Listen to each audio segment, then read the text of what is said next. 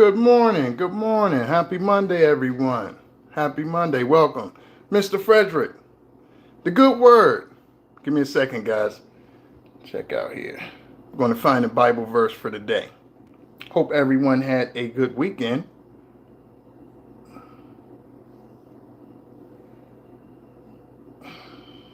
Okay. Let's see here.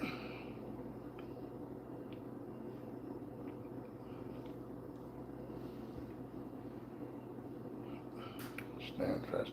Okay, guys. Okay. So today's Bible verse is Galatians 5:1. Galatians 5:1.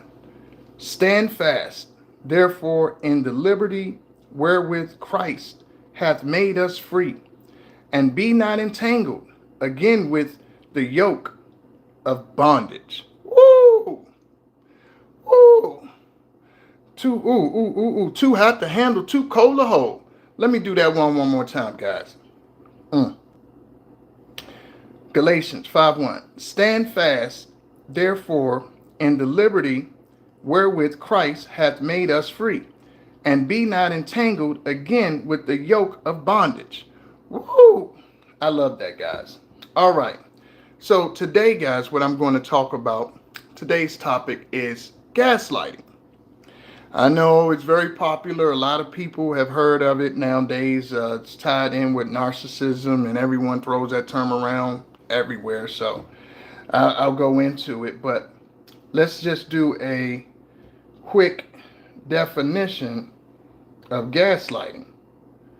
See here. Let's see what Webster says. Let's see, Karen. Good day. As someone as important like myself, I do not agree with your lifestyle. I am respected in my... What the heck? This is a crazy person. Okay, so... All right, so that's gaslighting. There you go. That's gaslighting. That's gaslighting. Perfect. Okay, so gaslighting. This is the gaslighting meaning. Okay, gaslighting. Manipulate someone using psychological methods into questioning their own sanity of powers of reasoning. Okay, and let's go into gaslighting origin, because I thought this was interesting, where they got gaslighting from, guys. Okay, so it comes from, the term gaslighting originated from the 1938 British play and its subsequent 1940 film adaptation, Gaslight. Come on, guys. Let's get some likes as you come in, guys. Let's get some likes.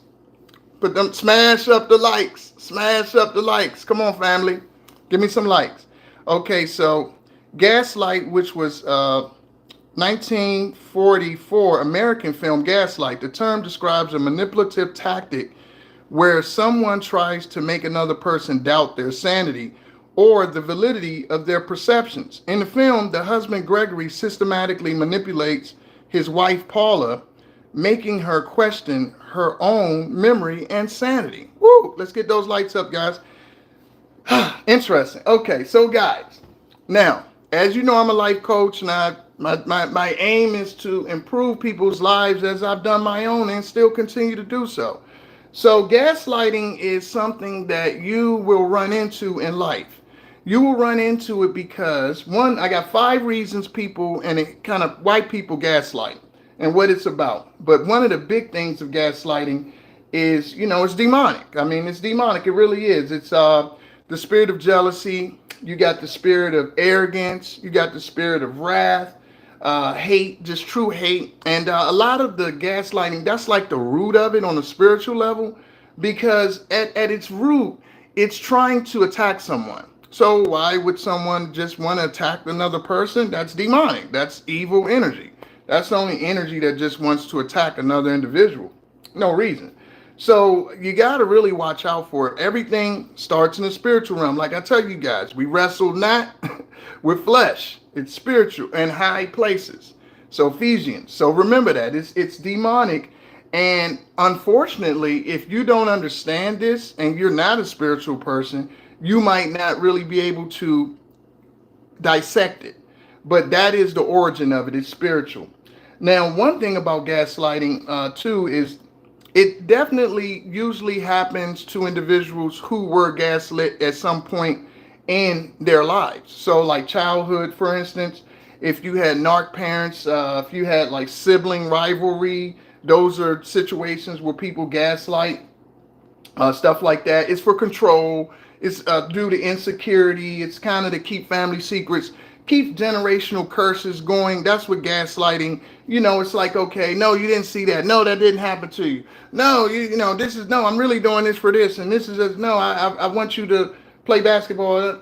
It's basically manipulating the perception. So if you were gaslit when you were young, it's easier for you to get gaslit when you get older, which is, an issue, because that's why you gotta. I always tell people, you have to do the work on yourself and understand your origin. You have to understand where you came from, what messages you were given, because all of these things make you susceptible to things later in your life as you get older, as we advance in life. So gaslighting as a youth is very important because it's easier for it to happen when you get older. Okay, another reason people gaslight is competition. People gaslight for competition. Oh my gosh. If you see someone who's extremely competitive and they want to beat you at everything, it's a chance that they're going to gaslight you. And it's really kind of to make sure you don't do better than them. They're in competition. They don't want you to one up them. So they're gonna tell you, this is that way, or you didn't do this right, or it's always going to be some misguided, misdirection information, kind of throw you off path. So people that are very competitive, again, it is linked to insecurity too, and they get triggered, and there's some inferiority and all that kind of stuff in there. It's just kind of sad. But if you see someone extremely competitive, you better be sure that you're probably going to get gaslit at some point by the person, because they're trying to push you back. And it's really sad, because you really can't be friends with someone who gaslights, because at the end of the day you might notice it, like, is this person serious? And you might even question yourself in that sense, like, I can't believe this person really expect me to believe this nonsense. This is nonsense.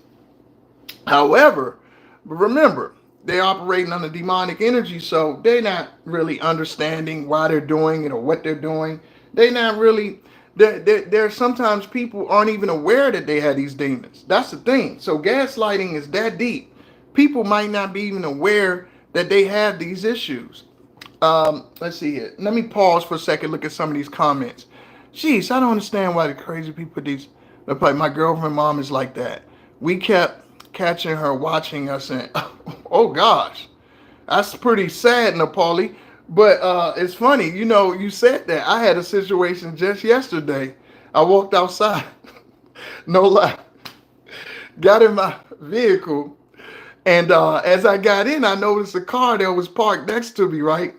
And this hasn't happened to me. It might have happened when I was younger, but it was hilarious. I see this guy and this girl just getting it on, like right next to me, and I'm like looking, I'm like, oh my god. So I just turn around really quickly, try to come around. They park right next to me, so there's nowhere for me to run, nowhere for me to go, and they're naked. They're completely naked. And so it was just funny. But yeah, I couldn't gas like that. I saw that. They took off. The girl was laughing. It was funny though. I took it as, I mean, young kids in their 20s, probably early 20s, look like, you know, hey, I mean, a lot of us out there have done it in cars. No matter how big and bold, how big and hardy we want to be now, a lot of people did that in their lifetime. So yeah, it was funny though. But yeah, that's unfortunate. You got gaslit though by your mom, by her mom. Okay, so another reason people gaslight, guys, hesitation. So a lot of times it's kind of linked to competition too, but a lot of times people will gaslight because they want to hesitate. Like they see something in you that's, threatening. Maybe you got a light, you got a lot of promise, and they want to kind of get you to doubt yourself. Like maybe you can't, maybe because it's like, again, it's jealousy. It's like jealousy. And so they're going to gaslight you, downplay your gifts, your talents, or say it's one thing when it isn't. All of that kind of stuff, And once you identify it, don't take it lightly, guys, because it's more to it than just, even though you might have been gaslit when you were younger, understand it's dangerous because at the root of it It's someone who has animosity towards you. Forget the reason, forget why they have the animosity, forget all of that stuff. Just focus on the fact that they obviously have something against you. And at this point, you have to detach. You got to leave them alone, because the gaslighting can come along with obviously lying, obviously stealing, and the worst could be, trying to harm you in some kind of way. So never underestimate someone who gaslights you, because it's anything that goes away from the truth, especially if they're close to you. It's like, why would someone go away from the truth and all this stuff? It makes no sense. It's nothing good about it. So always beware of that. They want, especially if you're kind of in a low place in your life, like say for instance, you're going through a tragedy, or you're just not yourself, something happened negative in your life, you're susceptible to be gaslit then, because you're vulnerable. So this is why you got to be very careful who you surround yourself with, because once you become vulnerable, now you're more susceptible to get gaslit by individuals. It's bad all the way around. So yeah, watch out. That's a hesitation. You winning. Again, it's probably a competitive person too, and they don't want you to be better than them and all that kind of stuff. Again, back to the root of gaslighting. It's not good, guys. And last but not least, envy. Okay, people gaslight because they could be envious of you. They could be envious of your talents. They could be envious of the way you look. They could be envious of anything. Your girl or your guy, something you have, something. Typically though, it's not anything like a possession or situation you're in. Envy is usually based on they are envy. Like you could give them everything. You could be like, hey, you can have my car. Here's the keys. You like my dog? You can have my dog. you want my girl? You can have. It don't matter. You want my shirt? You give them the shirt off your back. It doesn't matter. It doesn't matter. It's you. They are envious of you. So as you cannot give them you. So it's someone who has a very low sense of self, but they probably project to the outside world that they like themselves, that they have high self-esteem. So individuals like that kind of look a little arrogant, which arrogance is really just masking low confidence, because someone who really feels good about themselves, like I don't have to be better than you, you don't have to be better than me. We might be different, like you might not be my tribe and I got to go where I got to go and you got to go where you got to go, but that doesn't mean we're better than one another. It's just that we're different. And that's kind of what envy is going on. You can't solve envy, guys. So don't try to be around. Let's see if this guy got something good to say. Envious of my good character. Oh yeah, Josh Cornish. Good morning. Envious of my good character and the fact that I treat people with respect regardless of race, religion, orientation. Oh, and the fact they got jealous that their wife said I was Oh, absolutely. If you're a good guy, got good character, and you're good looking, man, you can forget it. You're going to get envy all the time by other men, because that character of yours. Okay, now keep in mind though, even though you have the good character and you might get that kind of stuff, it's no good if it's in the wrong places. So if you're around someone who's giving you that, you need to get away from them, because good character can be corrupted, okay, by bad company. Okay, so you want to put your character around people that match that. Okay, they need to match that. Hey, Selena, how you doing? How you doing, Selena? Yeah, so you want to make sure you match. It's like matching the glove.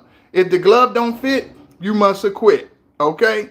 If it don't fit, you got to get rid of it. If these people are envious and all that stuff, don't take it lightly. These are the kind of people that'll set you up. These are the kind of people that, like I said, and it was really sad if you have like a partner that's envious of you. If you have a partner, if you have a relationship that's really close, that's very dangerous, because that person has very close access to you.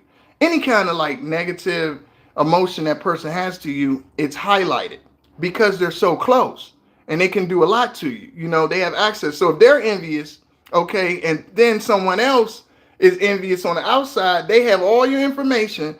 So all those demons and spirits are rolling together against you. But if you have the light, they can't beat you and you will overcome them.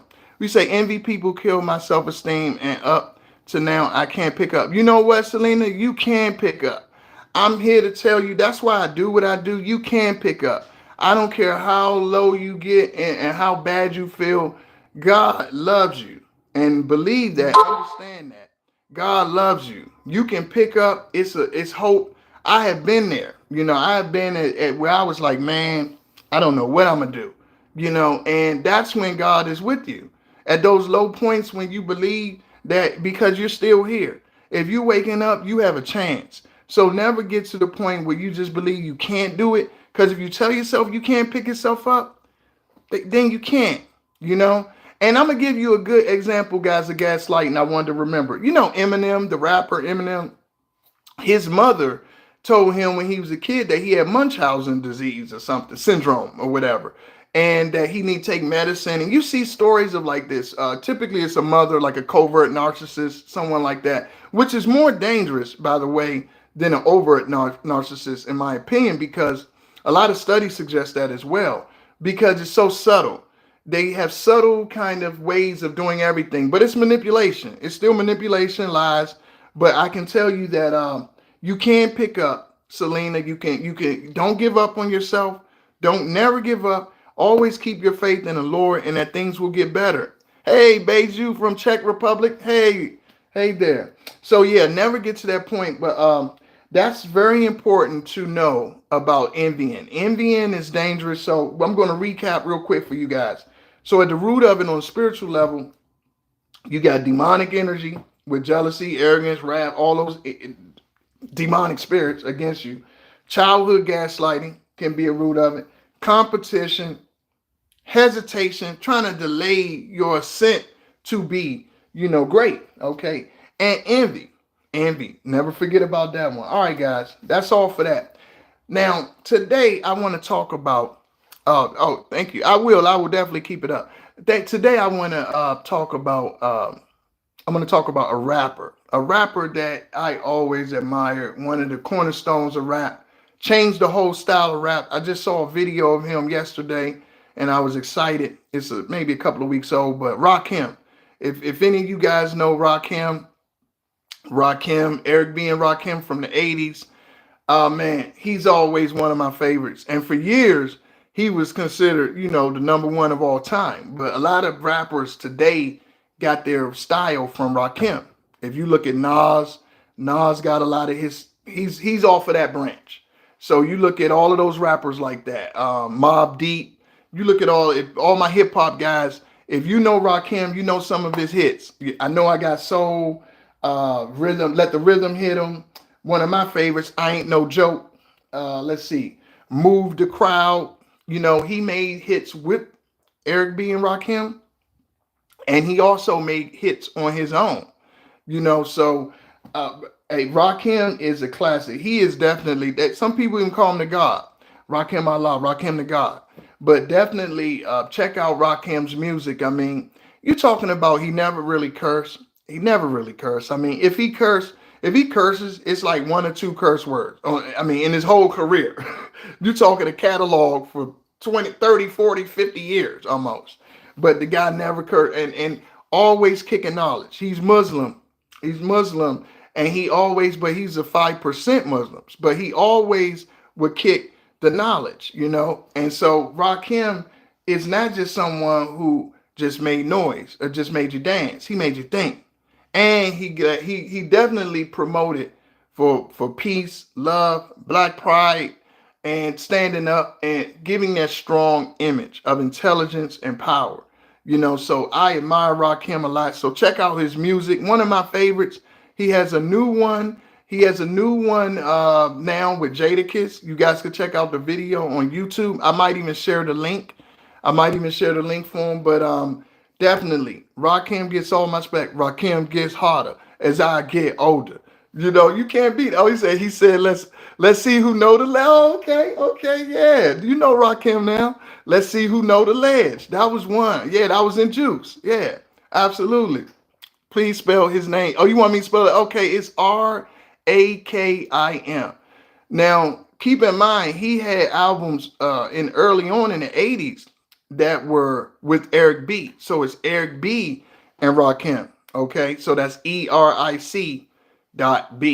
And then with Rakim, Eric B. and Rakim. And later, he had his own solo efforts that he did like from the 90s on up. Yeah, there you go, Eric B. and Rakim. And he had later, like now he's about 56. He's about 56 now. Rakim, I ain't no joke. There you go, Rakim. And here's another good thing about Rakim too that I really like. Rakim never got involved in like the gangster and all that kind of stuff. He just was masculine and hard on his own. It was never like, I'm going to do this to you or whatever. It was just his cadence, his presence, his wordplay, everything, how he flipped his rhymes. He did the double entendres. He did the another thing he specialized in is putting forth two rhymes within one bar. So that's what he's known for. He was like one of the first because before that you had guys like like Run DMC. Well, even before Run DMC, let me go back to Grandmaster Flash when they go like, I ran down the car, I seen the bar, like Sugar Hill. Everything was just kind of one in sync, and it just kept going. Rakim changed that whole format to where he put two and three rhymes within one line. So that's what he's known for as well. They say, and it's Eric B did the beats. And here's the information about that. Hat Wang, one thing that's come out about that, Eric B, they say he was a gangster and he kind of gangstered his way in there, and Rakim was doing most of the beats. But Eric B was in the streets. Eric B was like kind of, how can you say, he deboed his way into the situation. You said it sounds like DMX. Oh yeah, I love DMX. Oh, I love anybody that know me. Know I love some DMX. That was my man. I don't have his voice all the way, but if I had, but yeah, I always love. Oh, you say K Solo, Okay, now K Solo was they had a beef. Him and DMX had a beef, I believe, for a little while. K Solo about a song. I think it was called Spellbound. Spellbound. But I'm a hip hop head. I love hip hop, guys. Hip hop rap has helped me so much over the years. If you ever get in a bad mood, if you ever feeling down, if you just need to vent, if you're angry, I mean, hip hop it's like all genres. That's the beauty about hip hop. You could be a rock and roll guy. You got rock and roll hip hop. You could be jazz. You got Tribe Called Quest. You have people that Talib Kweli. You have people that use jazz. You have funk. You got Dr. Dre, all the West Coast stuff use funk. I mean, how Big Red saying for hobbies? What more you want? Which one you want? You got everything in hip hop. So yeah, I'm a hip hop lover forever. All right, guys, that's it for today. So again, gaslighting, not good. If you see it, stay away from it, guys. Love what you do and do what you love. Next time, tomorrow.